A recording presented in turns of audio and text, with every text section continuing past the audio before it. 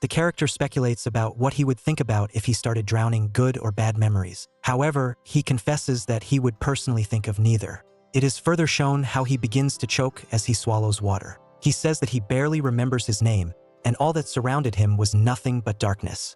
The hero's body slowly sinks into the water. But then he sees a light and feels that his existence is being controlled like a puppet. The world around him becomes unclear, as if in a fog. Then strange creatures resembling green reptiles are shown holding the child in their arms. The character describes that his soul has been immersed in countless lives. He passed through many worlds and situations, even being reborn as an infant, but each of these worlds rejected him. This cycle repeated itself endlessly. The character describes himself as a lost soul searching for a vessel. He tries to be reborn over and over again. His soul travels to different worlds and falls into different fates. The scene shifts to a bedroom where the king lies on a bed surrounded by servants. He is dying, and beside him cries an infant who is clearly facing a difficult fate. But this is only one of many rebirths of the hero. The hero wanders, crawling the earth in search of light, enduring endless suffering and failure. He is reborn time after time, finding no peace for his soul. The character, breathing heavily and bleeding,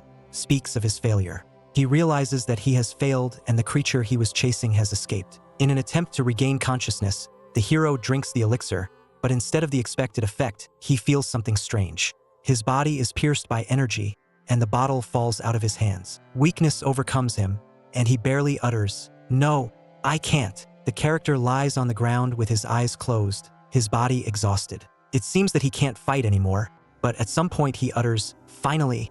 His eyes suddenly open and he realizes he is still alive. Rising from the ground, he breathes heavily and says that he hasn't found a body that can accommodate him. A mixture of bewilderment and horror appears on his face. What the hell is going on here? Gradually, realization comes, and the hero notices that he is indeed alive. He laughs, spreading his arms, and notices that he is in the body of a grown man, feeling relieved. Gradually, he begins to remember his name, Noah, and various scraps of memories arise in his mind. "It feels like I've waited so long," he utters, still trying to figure out what for. The hero tries to make sense of the situation and asks, "Where am I? Who the hell am I?" He feels a foul taste in his mouth and wonders what this abomination is. Did the previous host drink the poison? Finding an old scroll nearby, the character unfolds it and begins to read. He learns that the body he was in belonged to a man named Vermil. Something about a healing potion is mentioned, but the character doubts its healing properties and assumes that it killed Vermil rather than helped him. Apparently, Vermil had enemies. The hero decides to leave further speculation for later and rises to his feet. As he looks around, he notices several ape-like creatures, noting that they are not quite like earth monkeys. Also, they are too small to inflict such a deep wound in Vermil's chest. Looking up at the wound left behind, the hero hopes that what killed Vermil is now far away. He seems to realize that the danger is not yet over. The hero comes face to face with a huge and aggressive creature whose jaws are capped with saliva. The ape, which has bright red eyes, emits a menacing growl. A drop of its saliva falls on the hero's head, and he begins to realize that the situation is becoming dangerous. The creature suddenly attacks, leaping from the branch with a snarl, heading straight for the hero. He looks wary, ready for a fight, but doesn't yet fully realize what's happening. The monkey moves toward him with a wild look, and the hero, looking at it, asks loudly, "What the hell?" The monster with open fangs rushes at him. The hero barely manages to dodge as he continues to ask himself what world he's in. The creature is apparently determined and continues to relentlessly pursue the hero, who tries to evade its blows. The hero continues to run away from the terrifying monster, gripped by panic and fear. He curses his fate, not believing that he should run like the last coward. Is this really his end right after his long-awaited rebirth? However, determination is born within him. He decides to fight. Despite the fear and terror of being cornered, he is going to fight back. The monster attacks, but the hero uses his magical abilities, raising his hand and releasing a powerful magical symbol. He didn't expect this, himself surprised by his sudden magic skill. But soon, apparently, the hero is killed by the attack of a monster with sharp claws. His last thought was, "I can," but he didn't have time to complete the action. The monster, having defeated him, stood over his body while blood spread around. A spirit or some kind of ghost with an angelic halo appears. He comments on the situation, calling it a record. The hero died immediately after being reborn. The angel begins to rise, remembering his past life, but at some point something catches his attention and he exclaims, "Wait!" He then recalls his past life and realizes that, despite his belief in life after death, he did not expect to have to stand in line for a certain ladder. the hero reflects on his life while standing in a long line against the background of endless starry space. He gets bored and starts to see something unusual. He notices that all the other people in line look familiar, but something seems strange. He remembers that his life has not been perfect. He never got married, never had children, and never achieved what he wanted. All he had was a useless education. Although to tell the truth, he loved teaching music. He had his moments that he wouldn't want to forget, but fate is such an evil thing. This was the very job the hero loved. It forced his fellow teachers to give him sick days so he wouldn't get fired. But in the end, it didn't affect anything, and our hero ended up in a hospital bed, dying alone. So much time had passed that he lost track of time. The only thing the hero did then was take a step as the line moved. Step by step, he moved and moved among all those souls who were beside him. But unfortunately, it was too monotonous for our hero. One day, the hero finally reached the end. Looking up, he saw a beautiful lady floating in the air. Noah Vines, our hero's name, died at the age of 26. He was an authority to his 84 students. The goddess explained that many prayers had been offered to Noah. Noah Vines breathed a sigh of relief that his life had not been wasted. The goddess, on the contrary, said that the boy had lived a very worthy life. Noah Vines asked the lady if she was a god. The goddess explained that she was Rebirth, one of the many goddesses of reincarnation. When she was done with the performance, she asked Noah to drink from the well to forget the memories of his past life so that he could move on to the next one. Noah asked to wait. He was shocked. Would he not remember anything about his past life or even his disciples? The goddess was puzzled by this question. And soon a crack appeared in space, and this crack was noticed by the goddess. But soon an explosion erupted from that crack. The goddess, as well as all the other spirits, was surprised by this spectacle. Noah didn't understand at all what the hell was going on here.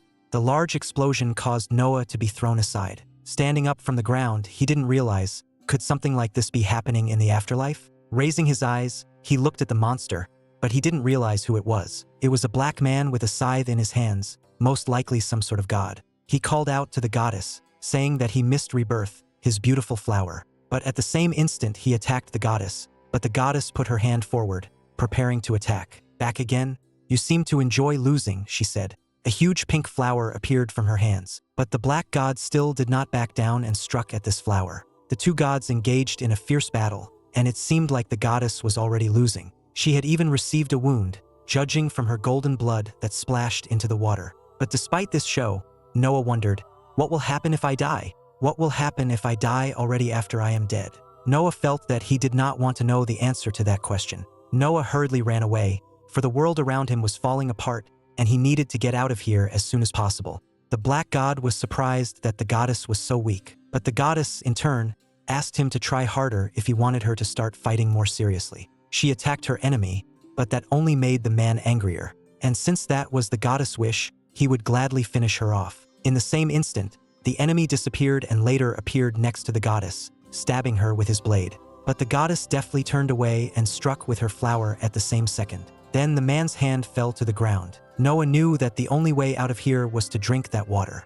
And since there was no time to worry about losing his memories, he had to act fast. After all, he couldn't just stand here doing nothing. That black god began to scream with rage, and his black blood began to fall into the water, mixing with the golden blood of the goddess. Noah still just kept running. He was so tired of waiting for his life to begin. Waiting to get better, waiting in that damn line. But he was done now. Enough of all this shit. The two gods continued their battle. And after another explosion, Noah was thrown aside again. And then he fell into the water where he began to drown. And soon the black and gold blood began to seep into his body, mixing inside. Returning to the moment Noah stepped out of the dead body again. He thought about the fact that it looked like he was going to have to wait in the damn line again, even though he assumed the line no longer existed. Suddenly, a black thread appeared on the horizon. Noah thought about how eternal death would be better than being forced to wander here endlessly. At that moment, the black thread grabbed the guy's neck and then dragged him down, but only to return to the body of that dead wanderer.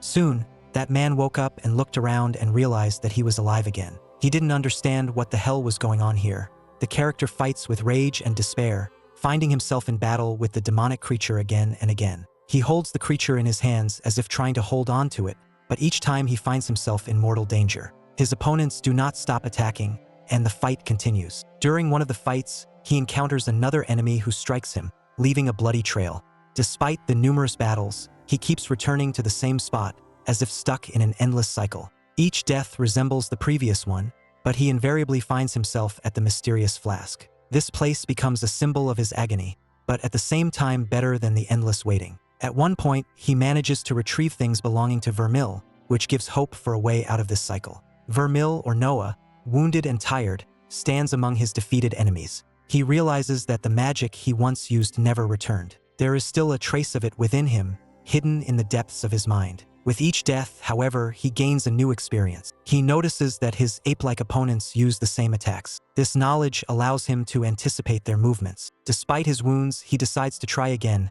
confident in his new skills. The hero watches his enemies, noticing how their eyes and paws give away their intentions before jumping.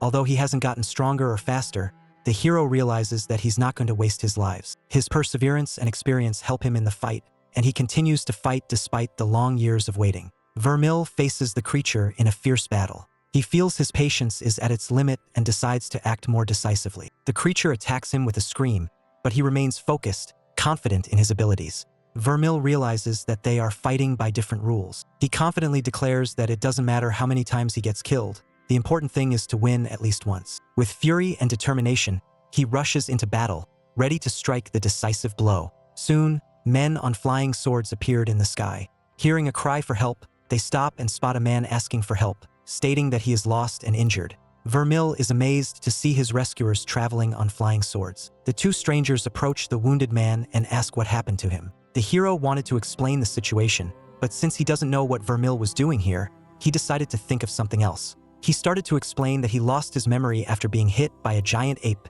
and only remembers his name Vermil. The strangers look at each other, clearly puzzled by his story. As they begin to leave, Vermil begs them to wait, hoping for help or answers. Vermil shows a sign that reads Magus Vermil and asks if this will help. One of the strangers wonders if he is a teacher in Arbitage. Vermil is not sure, as he has lost his memory.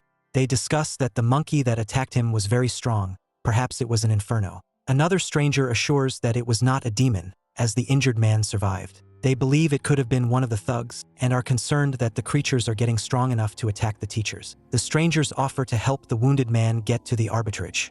One of them introduces himself as Frederick. Vermil, a little nervous, asks if the flying swords are safe. Frederick reassures him, advising him to hold on tight as he doesn't want to deal with a dead professor.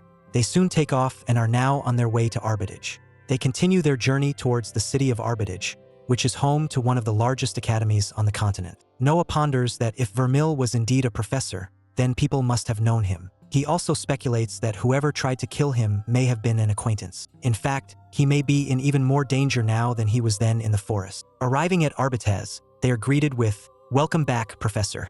Vermil, looking around, thinks about how his amnesia might be a convenient cover to avoid unnecessary attention. He decides not to worry as he is in good hands. However, he also fears that if he is exposed as an imposter, he may become a target of scrutiny. At this time, they are approached by a man who sarcastically remarks that Vermil has returned and assumes that he was just absent as usual. Vermil is surprised at this treatment and wonders why he is being spoken to like this. Vermil explains that he cannot remember details because of a severe blow to the head that jumbled everything in his memory. His interlocutor notices that he is hurt and is surprised that he does not remember him. Vermil tries to find out if his interlocutor is a healer, but receives the answer that his role is greatly simplified. The interlocutor, introducing himself as Richard, explains that he specializes in rune healing. He begins the healing process by touching Vermil, and the latter worries that this may reveal his true identity. Frederick reaches for his sword, but Richard calms him down by telling him that Vermil is human and explains that he was just researching him. Richard finds it strange that Vermil's mind is clouded. In that case, Vermil thought that a good rest could bring back his memory. In his mind, he wondered if Richard would be able to tell if the old Vermil Magus was still alive or not. Thinking that there was nothing to treat, Richard said that only time would tell whether Vermil would recover or not. Vermil reflects on how much someone hates Vermil and suggests that he may have been given poison. Richard character thanks Frederick for delivering Magus and promises that his efforts will be rewarded. Frederick replies that any decent man would have done the same and wishes Magus good luck. Richard says he will notify the headmaster of his return and the current situation, and asks if Vermil remembers where his room is. The man confusedly admits that he doesn't remember, and is asked to follow him. When he arrives at the door, Richard asks about the key, but Vermil only shrugs his shoulders. With that, Richard decides to annul the old lock. Entering the room, they see the mess. Richard promises to send someone to check on Vermil and suggests they stay here for now. Noah notices that Vermil was clearly not obsessed with cleanliness. Noah senses that his interlocutor knows more than he is saying. Finding the key on the table, the hero wonders why Vermil left it there. He decides to put it in order to better understand the situation. Vermil, sitting in his chair, lazily flips through the papers. He ponders that since he is a teacher again, there should be no difficulty. But when he sees a note for a student, he begins to suspect that things are not so simple. The letter contained an invitation to meet in the room after class, and the tone and text hinted at a threat. Vermil concludes that his predecessor was probably a pretty nasty type, and it's no wonder someone wanted to kill him. Looking over his schedule, Vermil learns that his predecessor was a magic teacher, and doesn't quite understand how he's supposed to teach students when he himself understands nothing about it. In a fit of despair, he throws the papers around, exclaiming that this is a horror. Suddenly, a man in armor named Bryden enters the room. He is surprised to notice Vermil's return and wonders what has happened. Vermil tries to spin his way out of it, explaining that he took a blow to the head and lost some of his memories. Bryden clearly doesn't trust this explanation and warns him of the possible consequences if he doesn't get proper treatment. Vermil is relieved to note that at least Bryden doesn't look like someone who hates him, which is gratifying considering his sturdy build. Bryden also informs him that Vermil has a class in an hour, and if he's really unable to teach, he can be replaced by another professor. Bryden also says that they can stick someone to keep a close eye on him. Vermil decides that sounds like a good idea. Vermil, sitting in his chair, nervously listens to his interlocutor, who informs him that he is leaving and will be away for a few months, so he won't be able to cover for him anymore. Vermil is internally worried that someone else might try to get into his head and uncover his secret. Vermil tries to reassure his interlocutor, assuring him that he can handle it on his own and it's just a little memory loss. He then asks with a smile where his class is, showing his anxiety and uncertainty. The interlocutor, with a mocking tone, gives Vermil the location, Building G, Room 100, and reminds him that he hasn't taught in a while. He adds, however, that one must not be late and that the failure of the students will reflect badly on the Linwiki. Before leaving, the interlocutor looks at Vermil intently and says that he hopes he still remembers what it all means. Vermil, already tired, relaxedly replies, "Yes, thank you," adding that he wouldn't miss it for anything. A note on the desk catches Vermil's attention. A group of face snatchers has been spotted in the area. This causes him concern, as such people are a danger to everyone around them. Later, Vermil discovers a forest full of bodies and traces of a bloody battle. He himself looks exhausted and wounded, lying exhausted on the ground. His body is bleeding and red liquid flows from his wounds, leaving trails in the trees. Vermil finally reached Building G. The building that houses his class looks like an old, dilapidated castle. Inside, the building appears abandoned. The staircases and columns are covered in cracks, with only debris left of some elements. Vermil runs up the stairs, realizing he's running late, and comments that the building is like a maze. He hopes that the students won't leave if he isn't on time. Upon reaching the correct classroom, Vermil stops, marveling that no one has taught here in years. He notices that his classroom is in a strange and rather deserted place, and apparently he didn't meet a single soul on his way here. Vermil begins to look around, wondering if he can find anything useful here. But his attention is caught by the sound of footsteps, someone approaching. A young girl with short blonde hair appears in the doorway, creating a glowing ball of magic in her hand. She asks sternly what Vermil is doing here. The teacher, smiling uncertainly, explains that he has come to give a lesson, but his awkwardness is clearly felt. A guy with red hair asks Isabel who she is talking to and is surprised to see the teacher. Isabel and the boy look at each other, and he exclaims that he has never seen this teacher come to class. The teacher, meanwhile, is amazed that his students are almost his age, though he expected to see children. Guy and Isabel discuss the teacher, wondering if he even realizes that class had already started 40 minutes ago. They suspect he thought he would be alone. The teacher, on the other hand, tries to pull himself together, thinking he can handle the couple. He excitedly offers to give a wonderful lesson, but Isabel coldly asks what he is trying to portray. The teacher excuses himself that he just came to give a lesson. The guy and the girl notice that he's kind of weird today, not like he usually is. The teacher, combing the back of his head, apologizes to the students for his unusual behavior. He explains that he received a blow to the head and is now experiencing some memory loss. He then asks the students to sit down and says that despite the absence of other students, he still intends to teach them and ask questions. One of the students says that there is no one else present and the two of them and Todd are the only ones present. The teacher, a little embarrassed, remarks that two students are better than none and suggests that they sit down. Todd sarcastically asks if the teacher is serious about teaching them, considering they are of the same rank. His partner is surprised at the mention of rank and says it will be fun. The teacher thinks to himself that this Linwick thing is popping up again, and concludes that the Vermeil family must be quite powerful. Todd's partner, meanwhile, suggests that the teacher just put them on automatic in the exam and stay out of the way. The teacher disagrees, reminding them that he may have experience they don't, and like it or not, he will teach them. The students, in turn, ironically wonder what he's going to teach them and bring up a past incident of seducing a female student, wondering why he wasn't fired afterward. The teacher, overcome with emotion, tries to take control of the situation. He orders the class to shut up, stating that he is their teacher and demands respect, even though he understands why they don't like him. However, even he can't deny how badass the previous Vermeil was. Then, turning to the class, he declares that they will now be talking about runes, and with all his might he smacks the blackboard with his pointer, which breaks from the impact and falls with a loud clatter. Seeing that the class is not taking him seriously at all, he takes a deep breath and begins again. So, runes, what are they? The students are clearly annoyed with his approach. One of them asks a sarcastic question, suggesting that they look like children and everyone knows that runes allow you to gather energy and use magic. However, the teacher responds to this harshly. He states that the definition given was most superficial and unhelpful, and emphasizes that he wants to hear exactly what runes are, not just what they do. Vermeil continues his explanation, looking at the shocked students who stand there not knowing how to react. One of the students, Isabel, asks what he means. The teacher, smiling a little smugly, notes that they fell for it. Vermeil continues to write on the board about runes, explaining that runes can be used to gather energy. But the question is what they actually represent. The teacher admits that even he doesn't know the whole truth about runes, but he's sure that many people don't understand the basics. Isabel replies that she doesn't know, and the red-haired student agrees as well. The teacher, apparently determined to have fun with the situation, suggests they talk about magic and what it can do.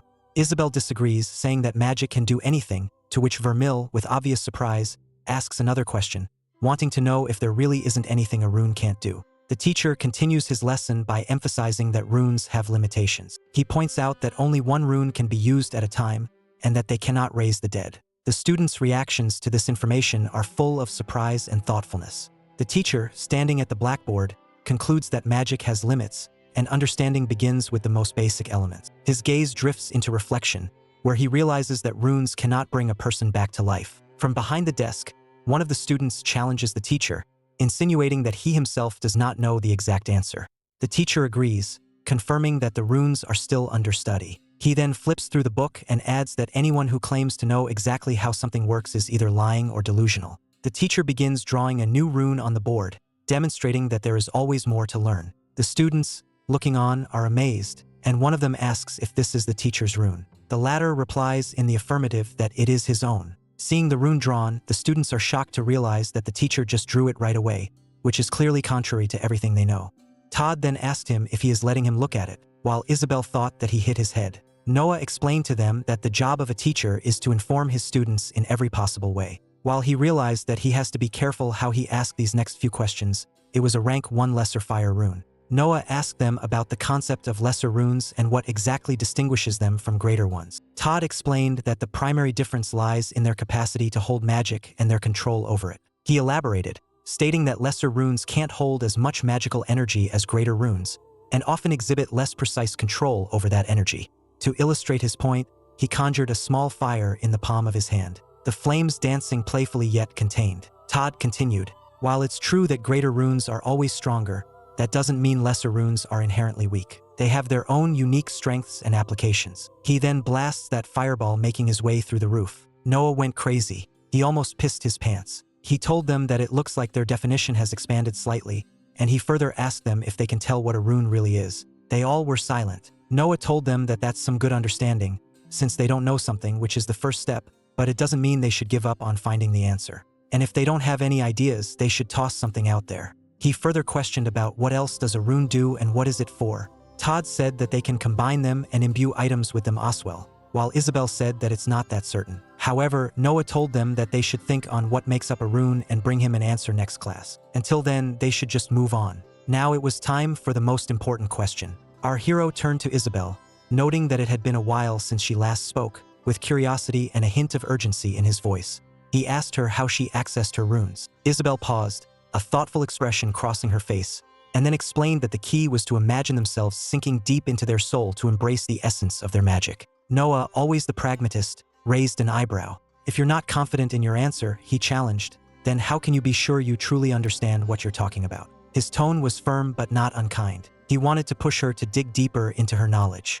Isabel nodded, accepting his challenge.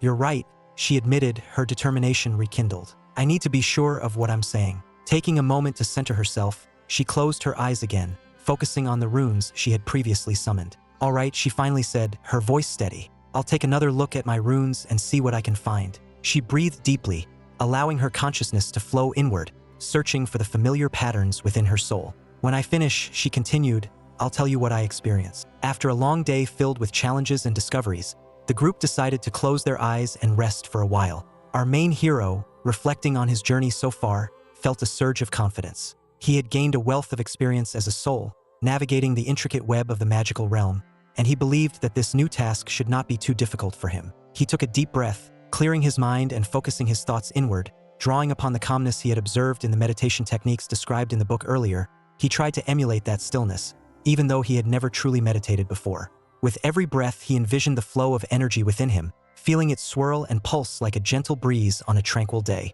As he concentrated, a vibrant aura began to manifest around him, a mesmerizing blend of white and blue patterns that danced in the air. He recalled the descriptions from the tome he had studied, recognizing the significance of the colors and patterns forming around his body. In that moment of clarity, he realized that he had 5 wind runes intricately woven into the aura, each representing a facet of his growing power. Alongside them, 2 ash runes flickered, their muted tones contrasting with the vibrant hues of the wind runes. He then remembered that Todd mentioned combining runes as it's that like combining the notes to make a chord. Afterwards, he got severe pain and he held his head, and then he managed to see an 8 rune as it reminds him of him. It was a huge creature.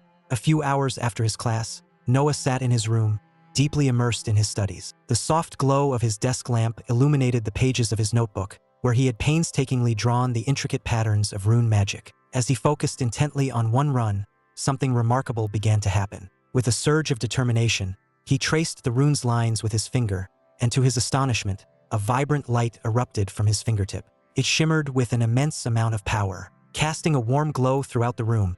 Noah could hardly believe his eyes. He had successfully conjured magic for the first time. The energy radiating from him felt exhilarating, filling him with a sense of accomplishment and wonder. However, as the initial thrill coursed through him, Noah began to notice that the vibrant light around the cannon was fading. The radiant glow that had enveloped his finger flickered like a dying flame, diminishing with each passing second until it finally extinguished, plunging him into a heavy silence. In that moment, a sobering truth settled over him. All forms of energy, even the most potent magic, have their limits. This revelation struck him hard, like a cold wave washing over his exuberance. The exhilaration that had surged through him moments ago was now replaced with a profound sense of vulnerability. He realized that the excitement of wielding such power came with an unspoken responsibility, a fragile balance that could tip at any moment. Noah's mind raced with thoughts of the implications. What if the energy ran out just when he needed it most? What if he was left powerless in the face of danger? The next day he was walking in the town when he wondered that it doesn't look like he can go anywhere without someone glaring or whispering behind his back. And if he looks like he is in a hurry, no one will try to stop and talk to him. Such a weirdo. But although based on the looks he is getting, he should be less worried about someone talking about him. Afterwards, he made his way to the library, where he quickly realized that this place was much nicer and more inviting than his classroom. The atmosphere was vibrant, filled with the hum of conversation and the soft rustle of pages turning. There were tons of people walking around, each engrossed in their own pursuits, bustling through the aisles with a sense of purpose as they navigated the labyrinth of shelves. He couldn't help but feel a sense of curiosity about the lives of these individuals, wondering what knowledge they were seeking or what stories they were engrossed in. As he took in the scene, he couldn't shake the thought of whether he could score a free coffee as well. The idea of sipping a warm cup of coffee while losing himself in a good book was incredibly appealing. With that thought in mind, he approached an old geezer who was sitting behind the front desk, surrounded by stacks of books and an air of wisdom. With a polite smile, he inquired if he could get some books. The old man looked up from his work, his eyes twinkling with curiosity, and asked him how he could help him find what he was looking for. Noah told him silently that he wants a book on runes, and which is something basic like intro level. However, a red-haired hottie who was eavesdropping on him told him that he can't be that serious, as the Lindick family has fallen further than she thought, if this is what he is resorting to. Meanwhile, Noah wondered who the hell she was. She further told him that he can't even find something that basic with his own family's resources. However, He told her that using Linnic resources for something as mundane as this would be a waste, as why would he need their time when he has all the references here? She then remarked that it was still stupid, but she guessed even he wasn't dumb enough to keep banging his head against a wall with a sharp motion. She slammed the book onto the table, the sound echoing in the quiet space around them. Honestly, I can't say I'm surprised that you're looking for basic intro books, she continued, her tone dripping with disdain. The fact that you're a professor at rank 1 is just pathetic. Using her magic finger, she just pushed him. She then told him that nobody's stupid enough to buy that Linnic. She said that he would probably label himself as a disgrace to his family, but in this moment, he couldn't help but think that he might actually fit that description. It weighed heavily on his mind as he wondered why she harbored such disdain for him. Was it really because of her fascination with these face-to-face stealers as he contemplated the situation? A name flashed in his mind, Moxie. The realization hit him hard. She was indeed a jerk, yet, as he reflected on what he knew about Vermal, he couldn't shake the feeling that he deserved this treatment. But was it truly Moxie's disdain that pushed him into this dark place? Or was it possible that she was the one who had tried to eliminate him in the first place? Afterwards, inside his room, he wondered if he needed to learn more about how his runes work, and something tells him that a massive rune was not normal. However, drawing attention to it would be stupid as well. He then realized that why did Vermal have a bunch of crappies? Less wind runes, as it sounds like he was from some sort of semi-powerful family, as shouldn't he have had better runes? Or was it just to blow girls' skirts up? Afterward, he decided to take another look at his collection of runes. Ignoring the massive elephant in the sky metaphorical weight that loomed over him, he focused on what he had in front of him: 5 wind runes and 2 ash runes. As he examined them closely, he noticed something intriguing. Despite both ash runes being categorized as wind runes, they felt distinctly different. One of the ash runes felt emptier, almost like it had been drained of energy. It reminded him of a bucket, a vessel that once held something powerful, but was now nearly empty. The other ash rune, in contrast, thrummed with a steady, vibrant energy, as if it were a self-contained power source. He realized that the more energy a rune contained, the more powerful it became. It was as if each rune was like a bucket. Eliminating monsters not only made the buckets larger, but also filled them with more water, more energy. This revelation connected to his experience back in the forest, where he had felt a surge of power after finally defeating one of those creatures. Despite the ash runes appearing almost entirely depleted in terms of energy, he sensed an intriguing phenomenon at play. These runes, although they looked barren and empty, seemed to hold more latent power than their counterparts, the nearly full wind runes. It was a curious paradox. While the wind runes shimmered with an abundance of visible energy, they lacked the depth and resilience that the ash runes quietly exuded. There was something about the subtle vibrancy of the ash runes that hinted at a well of strength just waiting to be tapped. A hidden reservoir that the wind runes, despite their outward display of power, simply couldn't match. Even though the ash runes, as the energy levels are almost empty, they still hold more power than the nearly full wind runes, and so lesser runes are permanently smaller buckets. That means if he wants to get stronger, he needs to replace his lesser runes. Then they fill up his runes with energy and figure out how everything works. Afterward, he decided to try something new. With a wave of his magic, he picked up a pile of papers and sent them soaring into the air. In an instant, he sliced through them, cutting each sheet in half with precision, but he can't even feel the ash rune when he tries to channel it, as it just doesn't respond. As for now, he will just focus on what's working, and maybe he can manage to clean this mess using his wind magic. As he marveled at the display, he realized that this was a manifestation of wind magic. The thrill of it coursed through him, and a spark of excitement ignited in his mind. If he could control the wind so effortlessly, he began to wonder if mastering this magic might eventually allow him to fly. The thought sent a rush of exhilaration through him, and time for the next step of his master plan. He then called out to sleep afterwards. He then went to bathtub to have some cozy time. He then realized that nothing was better than taking a warm, relaxing bath before bed. After that, he then went to check out about what's in his closet. He then realized that someone was knocking on his door. Maybe if he didn't say anything, they would just think he was asleep. He then realized that if it was indeed the same person who had killed Vermal, they had returned to finish the job. A wave of panic washed over him as he wondered if he had locked the door. His heart raced as he glanced over, only to find the door ajar. Suddenly, a terrifying-looking witch stood in the doorway, her presence emanating an aura of dread. Before he could react, she attempted to step inside, but her foot caught on a pile of scattered papers, causing her to tumble to the ground in a disheveled heap. His instincts kicked in and he rushed over to her side, his heart pounding with anxiety as he knelt to check her pulse. He felt a cold, chill run through him. She seemed to be lifeless, her chest still and devoid of breath. It was an unsettling sight, the once menacing figure now vulnerable and motionless on the floor. Suddenly, Moxie burst into the room at that very moment, her sword gleaming ominously in her hand. The sight of her poised for battle made his heart drop. He quickly raised his hands in a defensive gesture, trying to convey his innocence.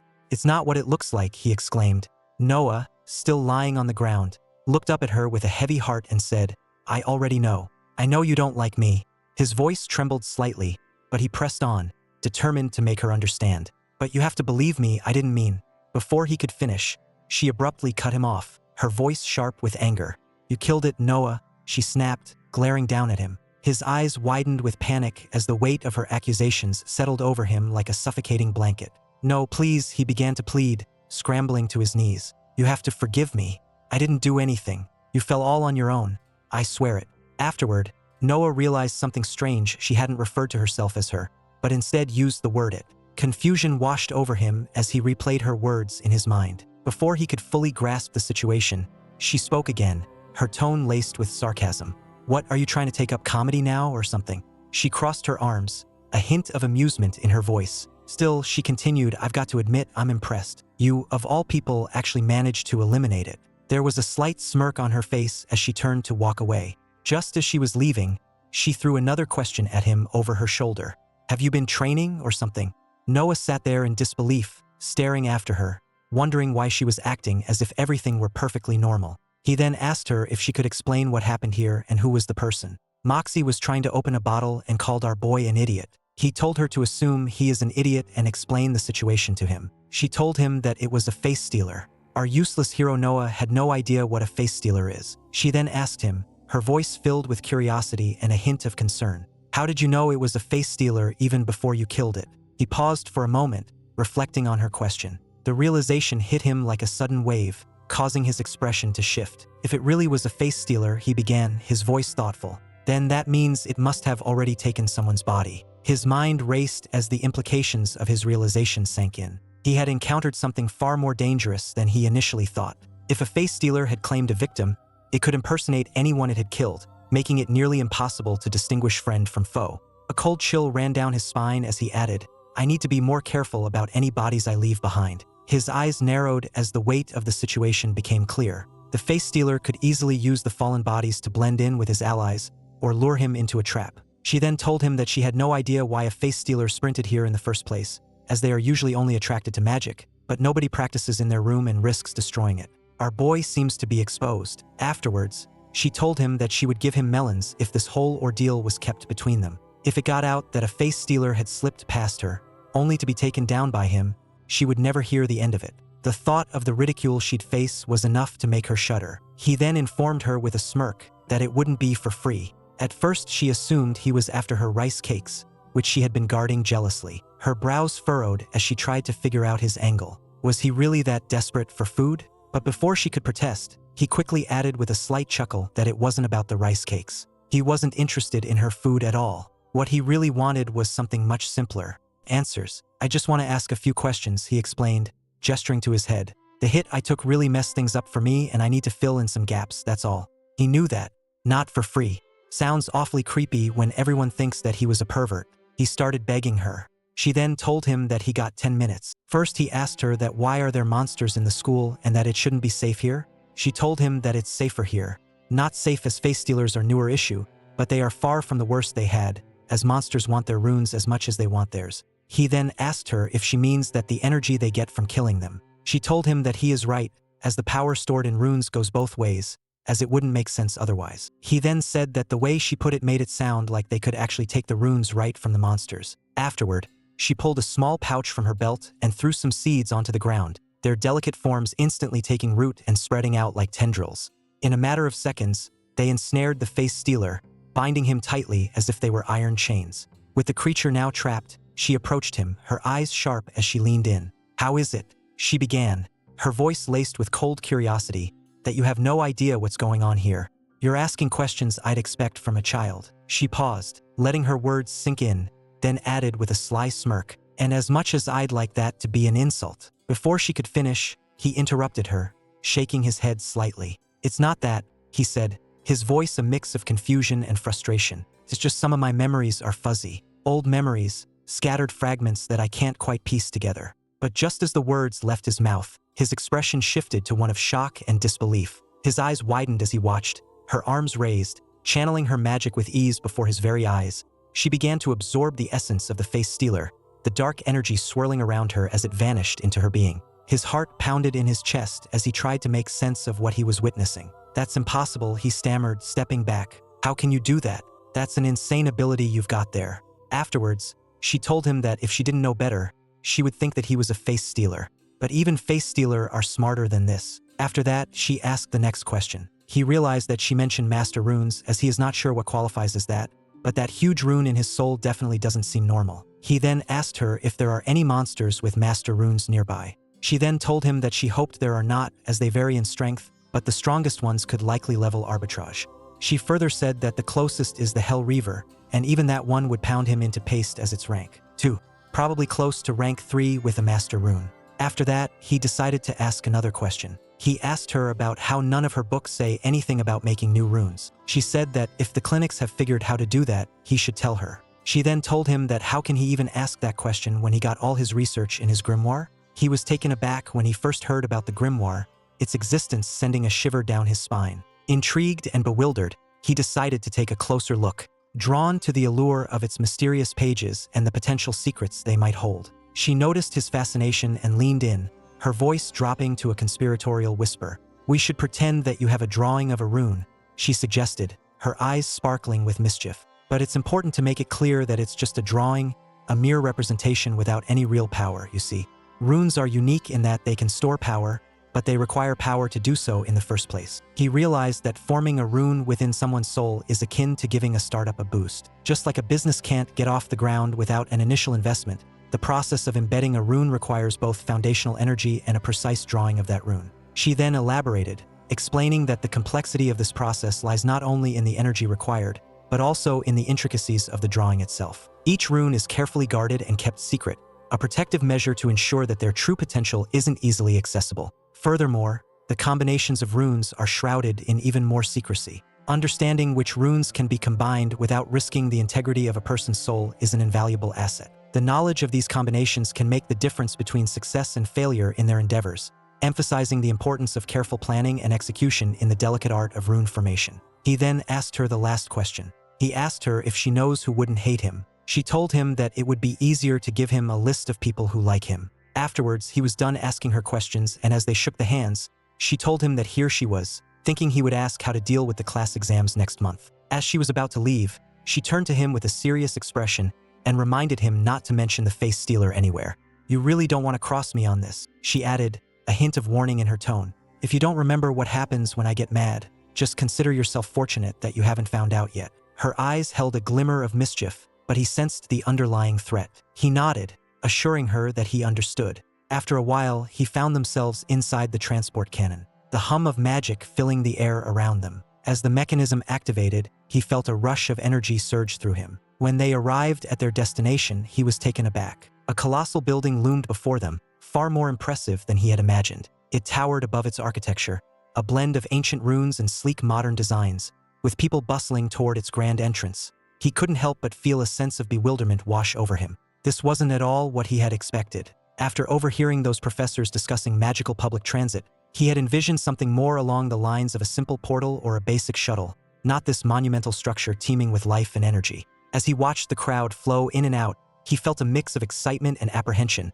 wondering what awaited him inside this impressive establishment. Afterwards, he began his ascent, stepping inside the building and making his way to the first floor. With a sense of determination, he continued upward, navigating the stairs to the second floor, then the third, and so on. Each level he passed presented a mix of dim lighting and muted sounds, but he remained focused, finally reaching the 15th floor and then the 30th. Once he arrived at the very top, he was greeted by the sight of an old man hunched over, surrounded by a clutter of gadgets and screens that flickered with strange symbols. The old geek looked up, his eyes twinkling with curiosity, and asked him where he would like to go today. As he stood there, he couldn't shake the feeling that this method of travel seemed perilously unsafe, almost like a game of chance with fate itself. He hesitated for a moment, glancing back down the long staircase he had just climbed. With a determined sigh, he turned his attention back to the old man and said, "I was hoping you could send me to the Scorched Acres." The old man asked him about what keeps bringing him out there. Is it teaching or something? He further told Noah that the good thing is that he is using the cannon this time, as he tried to warn him last month that this baby brings him back in 24 hours. Noah casually attempted to convey to the old man that the journey had nearly cost him a hefty concussion, an oversight he couldn't ignore, especially considering it had ultimately cost Vermal his life. What on earth had Vermal been doing out there? He wondered, shaking his head at the memory. After a brief moment of contemplation, Noah decided to voice his concern. Is it safe? He asked, his tone laced with a mix of skepticism and caution. The old man looked at him with a knowing expression, his eyes narrowing slightly. I've never had an issue with it.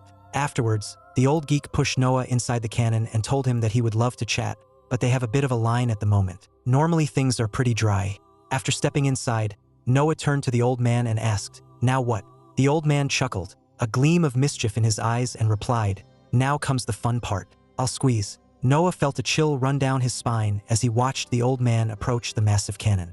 As he did, a brilliant blue energy crackled around the weapon, illuminating the dim room with an eerie glow. Panic surged within Noah and he shouted, I don't feel safe. I want to get out of here. His heart raced as the unsettling energy swirled ominously around the cannon. The old man's expression shifted to one of surprise, his brows furrowing in confusion. He had expected Noah to be exhilarated, just like the professor had always been during this thrilling moment. He wondered that at least if this kills him, he will be back soon. After that, the cannon shot him in the air. It's Linwood Estates. We see a castle. Person calls out Braden. The guy coming into the room responds, Father, he did as you requested. He inquires further and Braden informs him Vermil was acting odd. His father counters, an improvement from his usual self displeasing. Braden remarks maybe he's just getting closer to completing his mission. Father objects, I highly doubt it, but no matter Vermil will serve his purpose in life and in death. Now we see Noah falling into the scorched acres. Suddenly he is halted in the air near the ground. He wonders why he stopped moving and then falls to the ground, muttering sarcastically, perfectly safe, my ass. He observes, it's nice to see the place looking just as burnt and dead as I left it. All right, I have nothing to fear. Pain is temporary, and the cannon will bring me back in 24 hours. He determines that by the time he is done here, these monsters will learn to fear him. Vermil comments that he can practice here pretty safely, as long as he goes a bit deeper into the forest. This place is basically deserted. He attempts to break a stem of the tree but fails and with gratitude remarks, good thing nobody was here to see the pathetic play of athleticism. Now he thinks, let's see if he has anything a little more interesting than wind. Vermil. He holds a book in his hands. He thinks if he is going to be filling his runes, he wants them to be the right ones. He shares his thoughts about Vermil, stating that he certainly amassed quite the collection. There's got to be nearly 100 in here. He reads the flame rune too basic for him. Then he moves to the plant rune. After he managed to kill the succulent his students gave him, no thanks. Then he considers the shadow rune much too edgy for him as he keeps reading. It's all about water, light, electricity, and matter, but he wants none of it. He determines he needs something unique, something that lets him utilize his knowledge for the earth. Not like he knows how to make a nuclear weapon or remember the combinations for chemicals. Vermil was a music teacher and he got very excited by the fact that he was a music teacher. He searches for it. Where is it? He says he knows he saw it in there somewhere and he finds it here. The greater vibration ruin. And at the end of the page it prescribes. This is useless. It just shakes things. Not worth the effort or risk. Noah thinks of Vermil, his friend. He dismissed it too early. With strong enough vibrations he could cause tremors, an earthquake, and resonant frequencies, giving a new meaning to bring the house down. He reacts, looking like he has found his angle. Now he thinks confidently. Now which of someone replaces with the vibration room? The ash rooms are by far his strongest, but he still doesn't know how to use them. He will start by replacing just one wind. A mystical aura illuminates the scene as he leaves magic in the air, creates a crack. Now he considers the hard part, rebuilding it into something better. He tries something mystical and is almost there. And he did it. He formed a rune. He observes it has basically no energy, so he will still have to rely on his wind runes for now. Time to find some slashers. He smirks and thinks he'll get a little revenge. Now we can see a slasher eating the flesh of a dead slasher. Noah feels frightened by the scenario he is witnessing. He casts the magic and cuts away the slasher's head. He feels powerful and thinks the energy from killing that slasher barely fills the runes at all. He remarks, I sure hope they aren't endangered because I plan on killing quite a few of them. Noah is sitting on a branch of a tree watching from there. Where is his next victim? He looks and there is one with two little slashers. He hasn't fought any in a group yet, and that one looks like the same type that initially killed him. He wonders, are they intelligent? It almost looks like they are communicating. That's an unsettling thought. He is watching them from behind. It might take a moment to get over that. He is furious and thinks he is over it. The bastard killed him first. He casts magic and kills the little slashers first. Now the giant slasher is attentive and comes in front of Noah, expressing, sorry, were those two his friends or were they just going to eat them too? The giant slasher starts running towards him and he casts magic, but it's not hitting because it is moving. He thinks it's a lot harder to aim when they are moving. The slasher reaches very close to Noah and strikes him. He falls to the ground and the slasher is just about to attack him from above. He recalls seeing the other monster do this too. It's going to slash with both hands. He can predict its moves. He creates magic and believes he can beat it. But in the next moment, the slasher kills Noah, and Vermel's dead body lies on the floor. His soul watches his body from there and thinks he knows what it is going to do. He just isn't fast enough to actually react in time. He cries out, "I need to keep training." Noah's soul shouts, "Please stop that. Don't eat his face. That's disgusting." 12 hours later, Noah walks towards the slasher in the jungle, deep in thought. He thinks he already knows that after every death comes a splitting headache, and as long as he has that headache, he can't use his magic. He feels good thinking that it looks like they last just about 12 hours. He cracks his knuckles as he prepares himself to try again. The slasher charges towards him with a fierce shriek and leaps in his direction. Noah guesses that it's going to grab at him from the sides. Noah dodges it. Next, Noah thinks it will be an overhead strike. Noah dodges that too. Then Noah plans for the horizontal attack and he unleashes magic from his hand, targeting the slasher. Thinking too bad it'll die before it gets it off, his magic slices the slasher's head off. The slasher's head flies off and falls to the ground as the slasher dies. Noah takes a deep breath and begins to ponder why they all fight the same, but it certainly makes things easier on him. There's a building. As an old man observes, he is back. He tries to inquire, how is he? Noah, holding onto the door, asks in a weak and exhausted voice, "Is that really the best mode of travel?" That man worryingly exclaims, "Is he all right?" Noah states he is uninjured just from getting back that quickly. The man mentions he must have gone through quite a few healing potions and winks at him. Noah guesses he could say that the old man laughs at him and expresses he's glad he's alive. Noah gets annoyed, but thanks him and starts moving away from him. As Noah gets into the class, he plans that next time he's bringing a spare set of clothes. He thinks they're late. Class started several minutes ago. Just then he hears some footsteps. Noah thinks at least they're earlier than the last class. There's progress. There are Isabel and Todd. Todd states he told her he'd be there again. Isabel inquires, how did he know? He didn't even show up yesterday when there was a class. Todd states, it doesn't matter. Pay up. Noah yells, what does he mean? Do they not have class? Internally, he thinks he knew he was going to miss something by going out to the scorched acres. Isabel responds class as every other day. It was supposed to be yesterday, but he wasn't there. Noah asks, then why are the two there today? Todd mentions they normally use the classroom as a hangout spot. No one ever comes there. He figured he'd eventually show back up, though. Isabel thinks that's very unfortunate. Noah stands up from his chair and states he's sorry to crash their party, but since they're all there, they may as well have a class to make up for yesterday. Noah adds, besides, there's no better way to hang out than by learning together. They sit in silence. Noah clears his throat and inquires how did the assignment he assigned go? Todd admits he didn't figure it out, so he gave up and stressed out a bit. Isabel replies. She thought about it a bit. She doesn't know runes are just runes and can't they be the answer?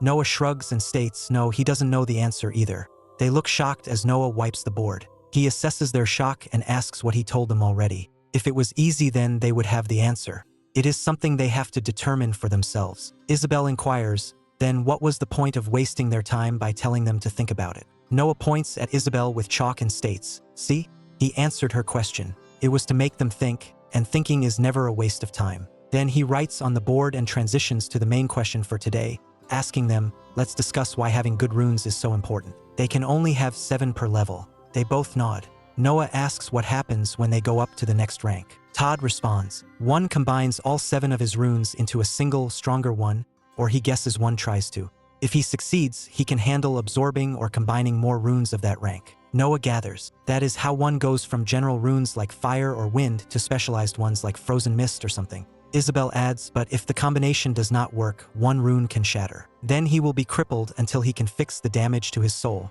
which could take years. She mentions that is why combinations that actually work are guarded so closely. That intent, when combined by runes, matters too. The more one understands what he is doing, the more likely he succeeds. Noah thinks that makes sense. He's sure the Vermil family has quite the collection.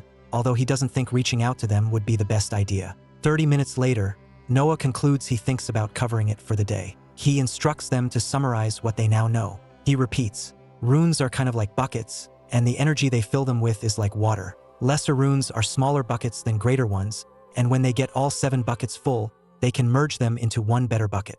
Noah asks if that sounds right, they nod. Noah questions what everything ruins are as they start to think about it. Noah states they don't need to answer that yet. They'd had a great discussion so far, and he doesn't want to overload anyone. He calls class there for the day. He mentions when they reconvene, they'll resume their discussion. Good. And Isabel exchanges a look with Todd. Isabel inquires just how hard did he get hit on the head. He's nothing like how he was. Noah responds, that's hardly relevant. In fact, he thinks he quite likes himself right now. Todd agrees and mentions he too. He almost seems respectable. As they start to leave the class, Noah stops them and states one last thing, asking if their next class is in 2 days. Isabel confirms if he's going on that, then yes, 2 days the same time as today. Noah thanks them and waves at them. He tells them he'll see them on time and not to be late. He mentions that's his job and to make sure they're prepared. He's not done with either of them. Then Noah mutters, for now he needs a break. As Noah leaves the class, he wonders if exhaustion is a side effect of dying over and over. He ponders, where's Wendy when he needs it? 2 days later, Noah, peacefully sitting on the chair, mutters he still has a few hours before the class starts, but he ponders why using magic gives such bad headaches. He thinks maybe that is just the paranoia from knowing Varma's killer is still out there. He gets alarmed as he thinks someone is behind the windows behind him. He turns his neck instantly, but he sees no one there. He swears he saw a slasher. Noah mutters, was that just a trick of the light?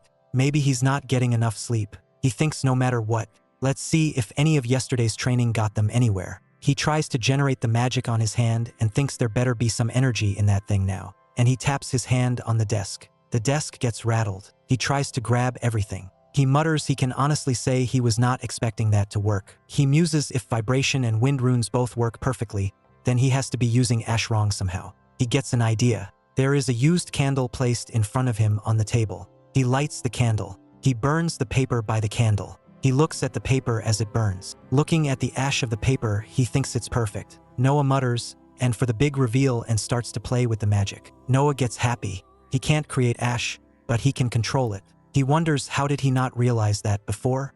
He thinks runes don't create their element. They control it. He wonders how much more powerful a greater rune really is compared to a lesser one. Then he prepares to use the magic. He directs the magic toward the ash. The ash gets splashed. Noah thinks, apparently it's not much at all. He considers, so it's still just ash even when he's controlling it. He wonders why it doesn't cut like the wind did. He thinks it must have to do with the amount of energy stored in the runes. That is why Vermal kept a bunch of weak wind runes. It was easier for him to use those than work on building up to the powerful ones. He thinks, good thing he only got rid of one wind rune. He might have found himself with 2 ways to reliably fight, but he still doesn't know what that is. As Noah stands in the dark, he thinks it would probably be pretty stupid to try anything with it. He doesn't even know how it works as he flies and moves towards it. He thinks, but maybe he could just touch. It flashes, and Noah sees a big and human figure whose eyes emit an eerie glow and who is sitting on the throne. He realizes it's him, and Noah sees that the figure has an inhuman entity chained to the pillars in front of it, bound with iron fetters. Noah wonders, is that a vision? The figure approaches the slasher, which attacks, but is countered by the figure's enchanted weapon, dividing it into 2. Noah witnesses arcane constructs closing in on the figure and thinks, are those rooms? The figure places one of the arcane structures in its hand. It declares it is insectoid armor. Noah wonders, what is it? Seeing that, he wonders if he could memorize that. Could he? Just then, the figure closes his hand, making a fist. The magical arcane shatters. Noah wonders if he just destroyed it. Then the figure absorbs the destroyed arcane. Noah realizes he didn't destroy it. He thinks he split it apart. Then he plucks one arcane in his hand, and with that, arcane moves forward while Noah thinks the rune showed him what it does. Then the figure sits. Noah gathers Sunder to split. It splits the most awe apart into its components. And not just monsters can split runes. He thinks he can split runes. Noah gathers. Combining recipes is usually like baking a cake, and you can't unmix your ingredients. He wonders, but is not that exactly what would let him do it? He could crack an egg and get the original ingredient back unmarred by the rest of the mix. He thinks he can combine and split runes without worrying about the combination. He thinks he can test them infinitely. Then Noah realizes the time and worries he's going to be late. He runs out for the class and thinks he shouldn't mess with Sunder anyway. He swears it nearly squished him like a big. He thinks he needs to be way stronger to even try to handle it. He thinks that if combinations are the lock to a unique form of magic, he just found himself a master key. Then he comes back to lock his room. He reminds himself he has got to remember to lock his doors. He doesn't want another face-stealing incident. Todd and Isabel angrily see him. Isabel reminds him that he's late. Noah rushes towards his table, apologizing. Isabel reminds him that he said he wouldn't be late. Noah states, actually, he said being late is his job. He's there now. Todd inquires, what is the lesson plan for the day? Embodiment, potential combinations, the meaning of life. Noah responds, he's afraid not. Nothing so grand today. Actually, he was thinking of going on a little field trip. They all go out. Todd questions the training ground. Really? Isabel comments. He doesn't even know the answers to his own questions, so how is he going to train them? Noah states he's not going to do anything there. The two of them are going to spar. Todd asserts this is another excuse for him to get out of actually teaching them, isn't it? Isabel tells Todd he's just scared hell to lose again, isn't he? Todd furiously protests. What does she mean? He argues the last match was a tie and she knows it. Isabel mockingly responds, fine, he should have no issues tying her again. Noah excitedly mentions that's the spirit. Next week, on the return of the rebound, Professor Todd conjures magic from his fingertips and inquires, is she ready for the heat?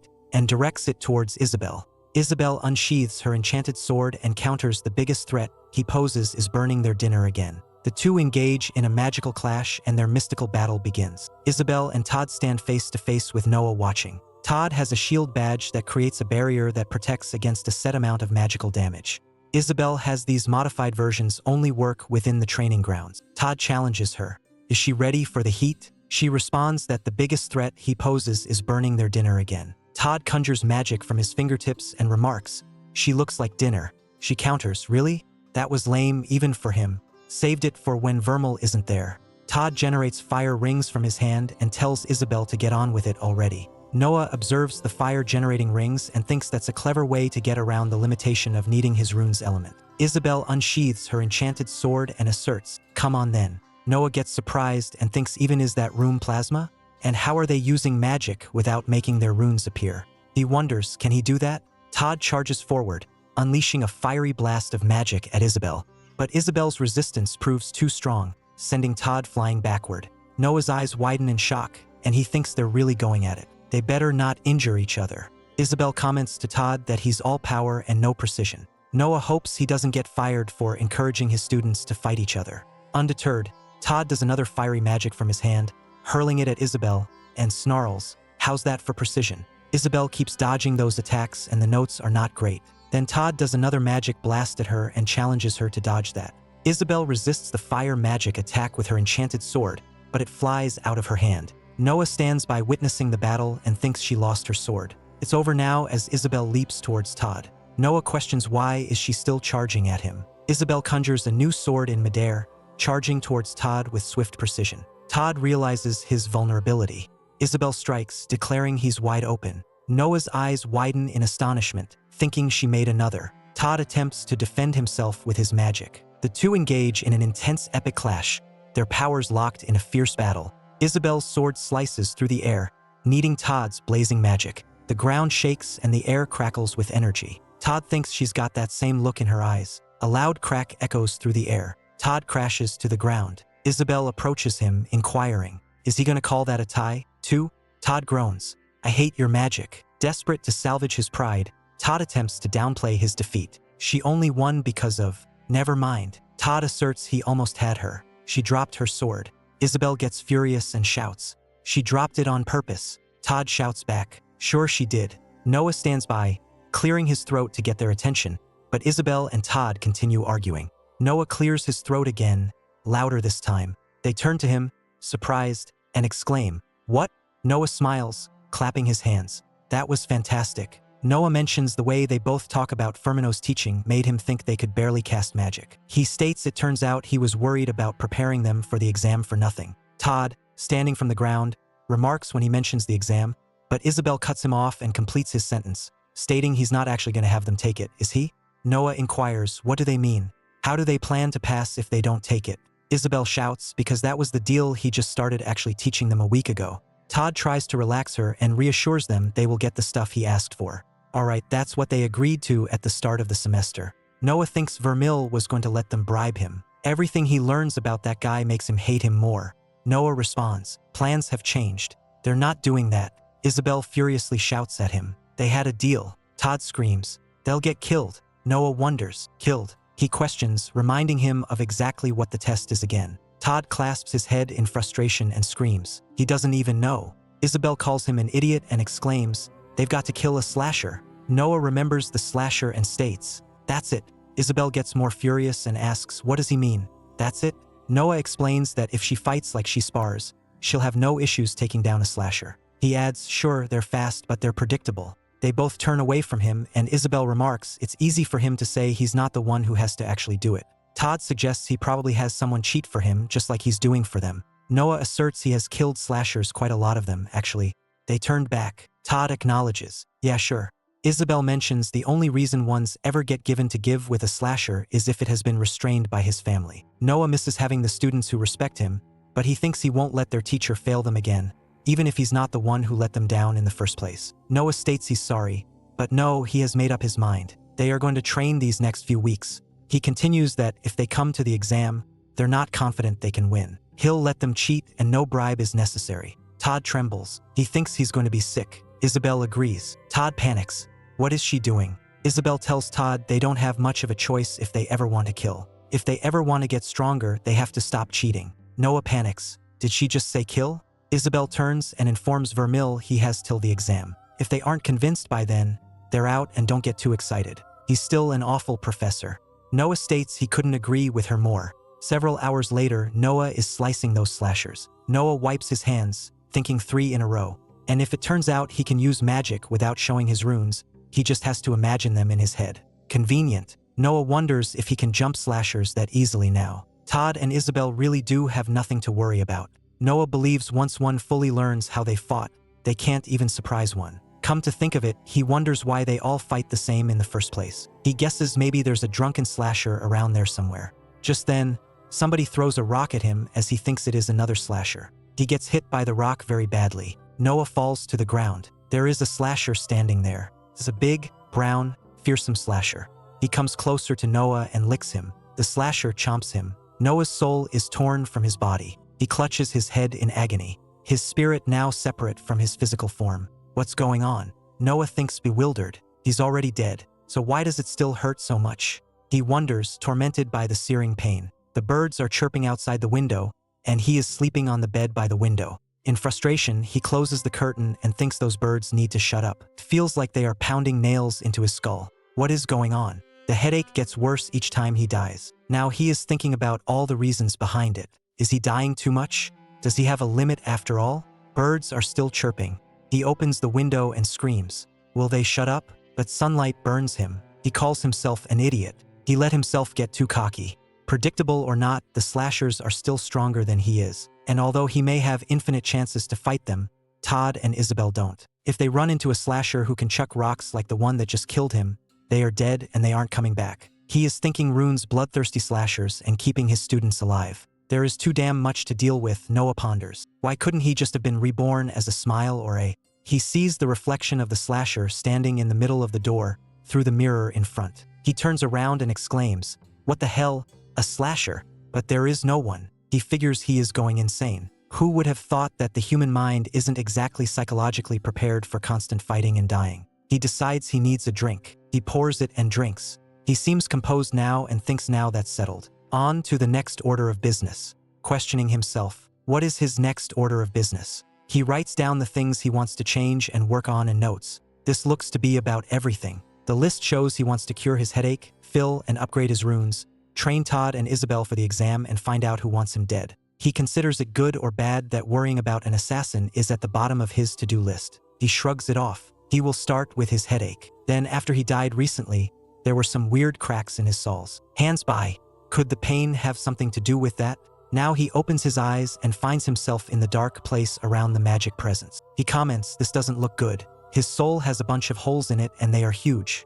How has he not noticed them before? Then he notices the cracks are healing and wonders. Wait, are they healing? He thinks it's good to know that the problem can fix itself. He feels relief but thinks it looks like it would take weeks to fully heal at its current rate.